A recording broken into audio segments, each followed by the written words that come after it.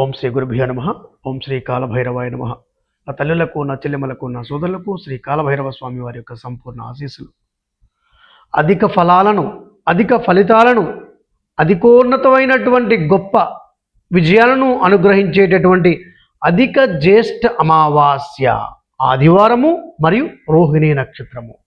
ఈ పర్వదినం మనకు జూన్ 14 మధ్యాహ్నం 12:20 నుండి జూన్ 15 సోమవారం ఉదయం 8:30 వరకు ఉంది. మీరందరూ కూడా ఆదివారం నాడే ఈ యొక్క స్వామివారి యొక్క అనుగ్రహం కోసం ఈ పరిహారం చేయడానికి ప్రయత్నం చేయండి.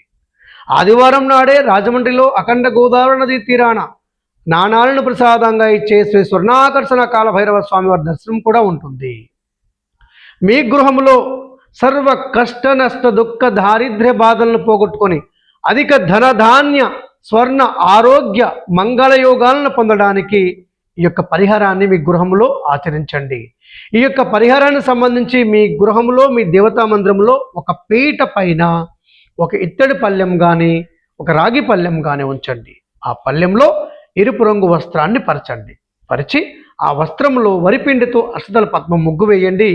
ఆ యొక్క పద్మంలో కుంకుమతో, పసుపుతో, గంధంతో మీరు అలంకరణ చేయండి. ఆ చుట్టూ 8 దళాలలో 8 మట్టి ప్రమిదలు ఉంచండి. మధ్యలో ఒక మట్టి ప్రమిద ఉంచండి. అన్ని మట్టి ప్రమిదల్లో కూడా మీ అభీష్టం సిద్ధించాలని స్వర్ణాకర్షణ భైరవ మంత్రం జపం చేస్తూ ఈ మధ్య వేలుతో తడిగంధాన్ని కాస్త బొట్టుగా పెట్టండి.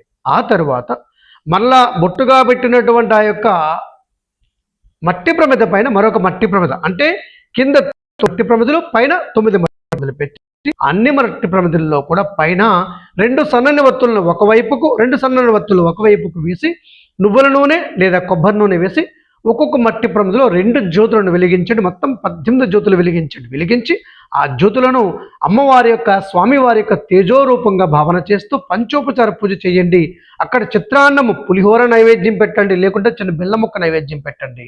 ఈ యొక్క పూజను మీరు ఆదివారం నాడు అమావాస్య రోజు సాయంత్రం 4:30 నుండి 6 గంటల మధ్యలో చేయండి, లేదా రాత్రి అయినా చేయొచ్చు. ఈ మృగముద్రతో 2 పుష్పాలను, 2 అక్షతలను ఆ దీపాలు మీరు వెలిగించినటువంటి పాత్ర లోపల సమర్పణ చేస్తూ ఈ యొక్క స్వామివారి మంత్రం 5 మాలలు జపం చేయండి.